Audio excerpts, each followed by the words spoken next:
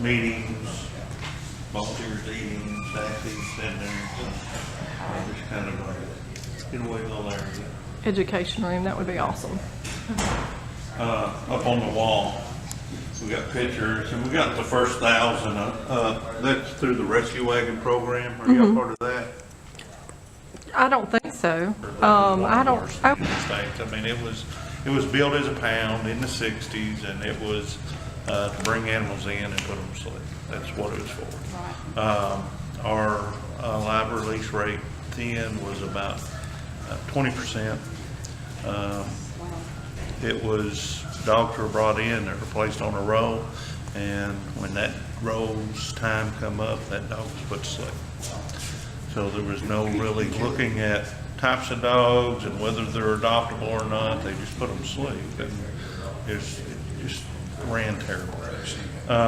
So what we've done is I've visited very few shelters.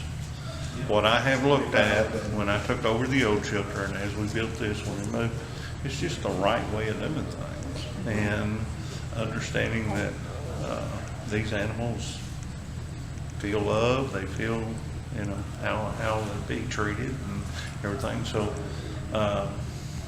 and just how to treat it, how we want them to be treated.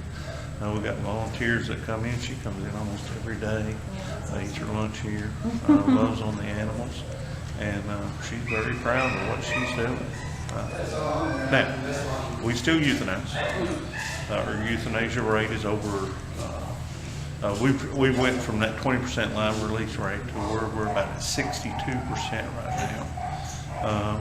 So that still means 38% of our animals get euthanized.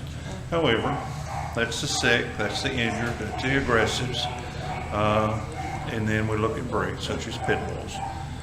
Like most cities in the South, or most cities in the United States, we were overwhelmed with pit bulls. One of the things that we did was we did not ban them from the city. We just regulate them. You can have them, you just have to register them, you have to microchip them, you have to sterilize them. And what we have seen is the numbers go down on the ones coming in.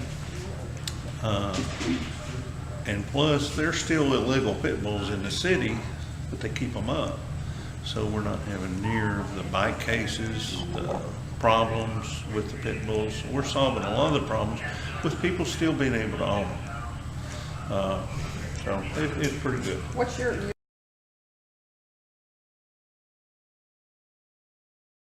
I do not allow animals in the lobby, and the reason why is I'll have dogs running around here. We have Thursday nights. The first and Thursday night we have cats night out. That's where the cats get to run the halls.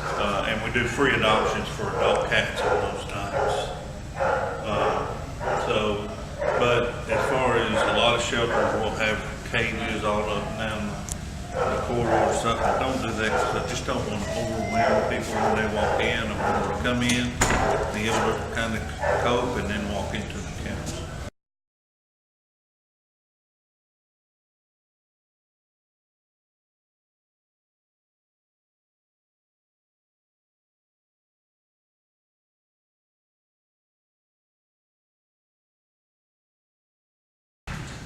We have, these are our adoptable cats.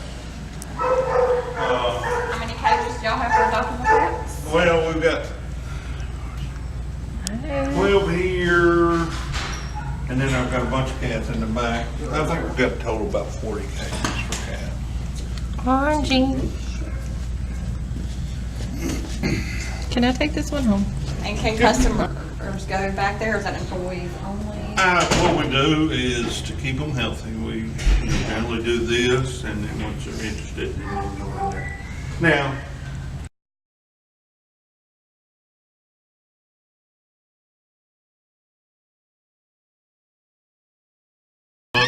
move up front, and we adopt out of here also. So when I say the adoptable, that's just the name of the room.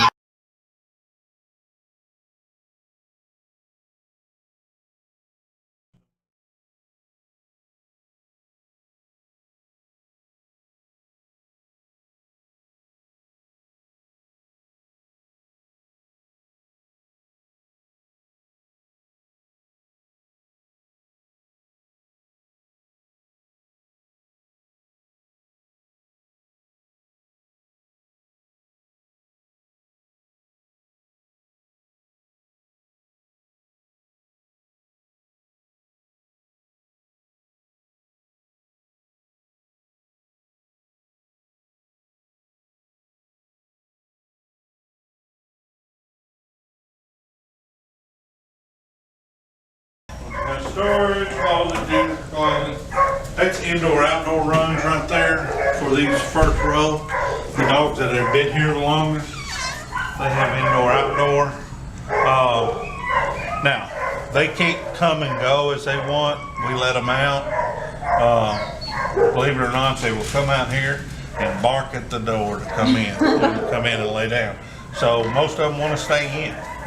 We have to force them sometimes to come out. So those are the outdoor runs For those dogs. for these dogs. And on the front.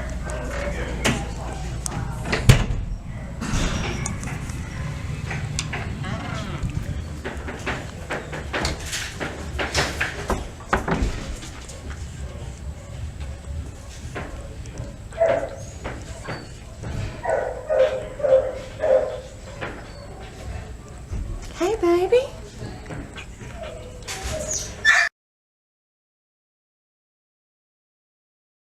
They have been through the process and seen none of these should have any issues as far as aggression and things like that. Now, some of them may have dog aggression, but don't mean that they can't go to a person. But what we look for is none of the people aggression stuff. Don't like kids and things like that. And it's kind of how we filter it out to where we make sure.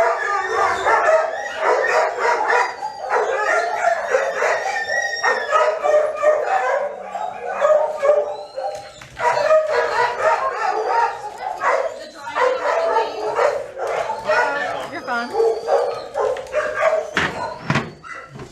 Okay, so you just hose it under the Yeah. thing and then it goes down.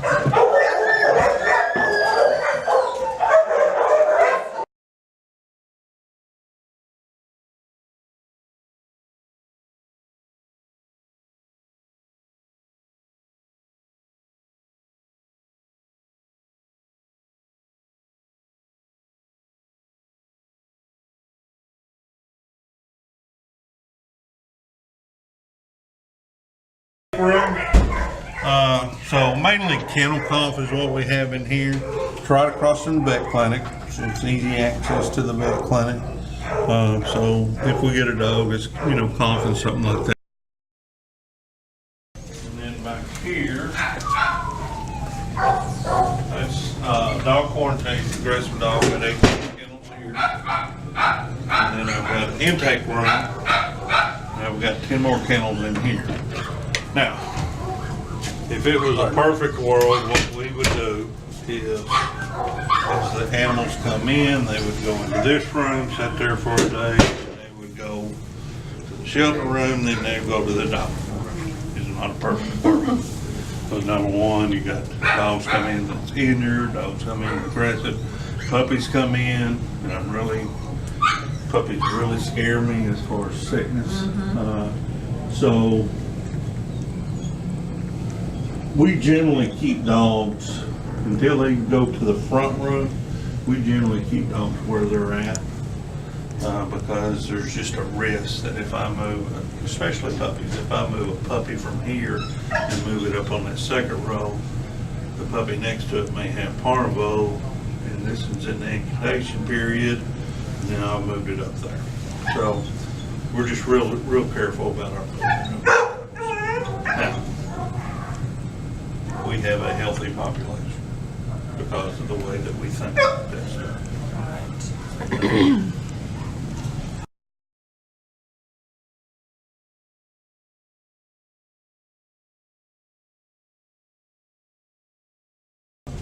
We'll have 3, 4, 5, 6 kennels back here, and that's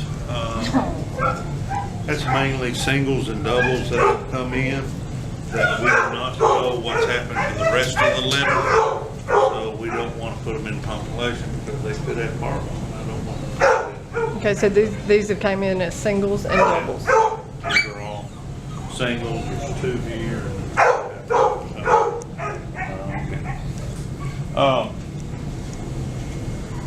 This is our kitchen area. We also do intake through here. Okay. We're about to add an intake area on this side of the building that will actually come through that hole. There'll be a door here and there'll be an intake through here. But we feed early in the morning. I have somebody comes in at 7 o'clock and feeds, and that way, after you feed them, they usually poop. Get them to do their business early. After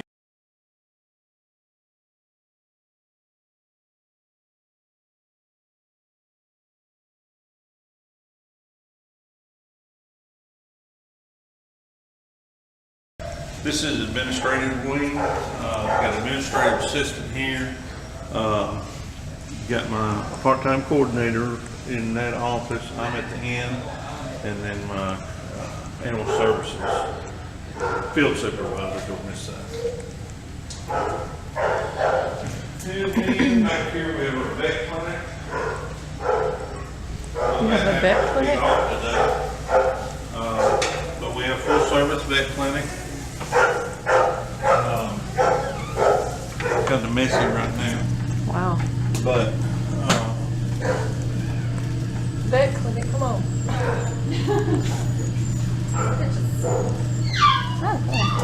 so we have a separate surgery table. We use this as a treatment table, but it can also serve as surgery. So during spay neuter clinics that we have out here, we'll have 2 vets working at the same time. That's our surgery suite, that room right there. Of course, a wet table, we've got folks in there and everything. Now, do y'all just spay neuter the animals from here, or do you? We do, but we have contracts with outside organizations that do spay and neuter clinics.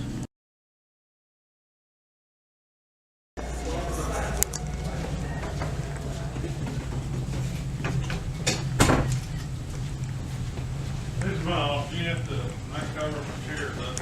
Here again. Oh, cute hammer. Kitty, what's your name? That's Rose. Rose. Hi, Rose. You're so Hey, cool. Rose. She's so sweet. Oh. Or like our aggressives, or if somebody has one that's in quarantine, you see where they tore my corner up.